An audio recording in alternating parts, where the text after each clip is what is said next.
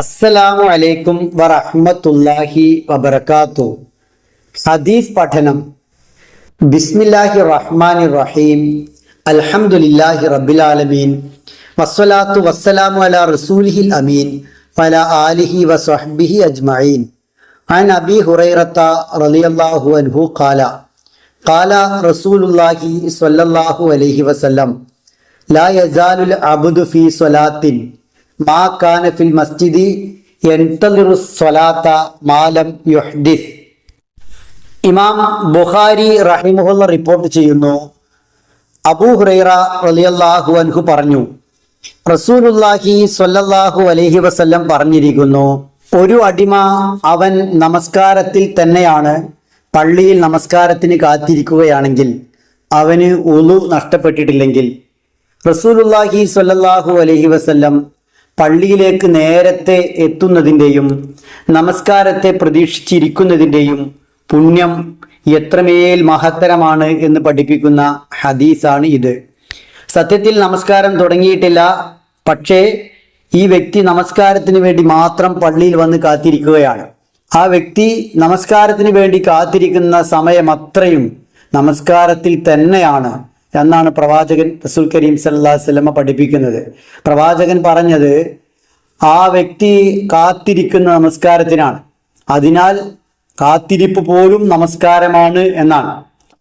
അദ്ദേഹം ഇത്ര കൂടി കൂട്ടിച്ചേർത്തു, തഖൂലുൽ മലായികത്തു അല്ലാഹുമ്മ ഗഫിർ ലഹു അല്ലാഹുമ്മ അർഹംഹു ഹത്താ യൻസരിഫ് ഔ യുഹ്ദിസ്.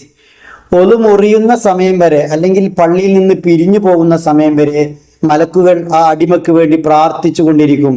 അള്ളാഹുവേ ഇവന് പുറത്തു കൊടുക്ക്, അള്ളാഹുവേ ഇദ്ദേഹത്തോട് കരുണ ചൊരിയെന്ന്. മലക്കുകളുടെ നിരന്തരമായ പ്രാർത്ഥന ലഭിക്കാനുള്ള വഴി കൂടിയാണ് നേരത്തെ പള്ളിയിലെത്തുക എന്നത്. റസൂൽ സല്ലല്ലാഹു അലൈഹി വസല്ലമ പറഞ്ഞതായി ഇമാം ബുഖാരി റഹിമഹുള്ളയും ഇമാം മുസ്ലിം റഹിമഹുള്ളയും റിപ്പോർട്ട് ചെയ്യുന്നുണ്ട്. അൽ മലായികത്തു തുസ്വല്ലി അലാ അഹദിക്കും. മലക്കുകൾ നിങ്ങൾ ഒരാൾക്ക് വേണ്ടി പ്രാർത്ഥിച്ചു കൊണ്ടിരിക്കും. മാ ദാമ ഫീ മുസല്ലാഹു, അവൻ നമസ്കാര സ്ഥലത്തായിരിക്കുന്ന സമയത്തോളം. മാലം യുഹദിസ്, അവന് വുളു നഷ്ടപ്പെട്ടിട്ടില്ലെങ്കിൽ. എന്താണ് പ്രാർത്ഥിക്കുക? അല്ലാഹുമ്മ ഗഫിർ ലഹു അല്ലാഹുമ്മ അർഹംഹു, അല്ലാഹുവേ ഇദ്ദേഹത്തിന് പുറത്തു കൊടുക്കണമേ, അല്ലാഹുവേ ഇദ്ദേഹത്തോട് കരുണ ചൊരിയണമേ എന്നാണ്. റസൂൽ സല്ലല്ലാഹു അലൈഹി വസല്ലം തുടരുന്നു, ലാ യസാലു അഹദുകും ഫീ സ്വലാത്തിൻ മാ ദാമത്തിസ് സ്വലാത്തു തഹ്ബിസുഹു. ഒരാൾ നമസ്കാരത്തിലായിക്കൊണ്ടേയിരിക്കും, നമസ്കാരം അയാളെ തടഞ്ഞു വെക്കുന്ന കാലത്തോളം. എന്തിന് പള്ളിയിൽ അദ്ദേഹം ഇരിക്കുന്നു? നമസ്കാരം, ജമാഅത്ത് നമസ്കാരം തുടങ്ങാനുണ്ട്. അതാണ് അദ്ദേഹത്തെ പള്ളിയിൽ ഇരുത്തുന്നത്, പള്ളിയിൽ ഇരിക്കാൻ കാരണമാകുന്നത്. അങ്ങനെ നമസ്കാരം അയാളെ ഇരുത്തുന്ന സമയം വരെ, തടയുന്ന സമയം വരെ ആ മനുഷ്യന് നമസ്കാരത്തിൽ തന്നെയാണ് ഉള്ളത്.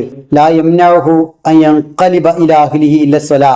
സ്വന്തം കുടുംബത്തിലേക്ക് ആ മനുഷ്യൻ മടങ്ങിപ്പോകാത്തത് നമസ്കാരം, ജമാഅത്ത് നമസ്കാരം തുടങ്ങാനുണ്ട് എന്നത് കൊണ്ട് മാത്രമാണ്. അപ്പോൾ നമസ്കാരത്തിന് വേണ്ടി പ്രതീക്ഷിച്ച് നേരത്തെ പള്ളിയിലെത്തുക, നമസ്കാരത്തിന് വേണ്ടി കാത്തിരിക്കുക എന്നതെല്ലാം ഏറെ പുണ്യകരമായ പ്രവൃത്തിയാണ്. ഏതാനും മിനിറ്റുകൾ കൊണ്ട് അവസാനിക്കുന്ന നമസ്കാരത്തിന്റെ പ്രതിഫലം നീണ്ട മിനിറ്റുകൾ, 10ഉം 15ഉം 20ഉം അതിലേറെ മിനിറ്റുകൾ നമുക്ക് ലഭിക്കുന്നത് അത്ര സമയം പള്ളിയിൽ കാത്തിരിക്കാൻ ഒരാൾ തയ്യാറാകുമ്പോഴാണ്. സമയം ഉണ്ടാക്കുകയോ ഉള്ള സമയത്ത് കൃത്യമായി ഉപയോഗിക്കുകയോ ചെയ്തുകൊണ്ട് നമ്മുടെ ജീവിതത്തിൽ ഈ ഒരു പുണ്യം ഉണ്ടാകേണ്ടതുണ്ട്. തീരെ പുണ്യം നേടാൻ കഴിയാത്ത ആളുകളൊന്നും നമ്മുടെ കൂട്ടത്തിലില്ല. മനസ്സ് വെച്ചാൽ, വിചാരിച്ചാൽ, വേണമെന്ന് വെച്ചാൽ തീർച്ചയായും ഈ പ്രതിഫലം നേടിയെടുക്കാൻ കഴിയുന്നവരാണ് നമ്മളിൽ പലരും. എപ്പോഴും സാധ്യമാകില്ലെങ്കിലും പലപ്പോഴും സാധ്യമാകുന്നവരാണ് നമ്മളിൽ പലരും.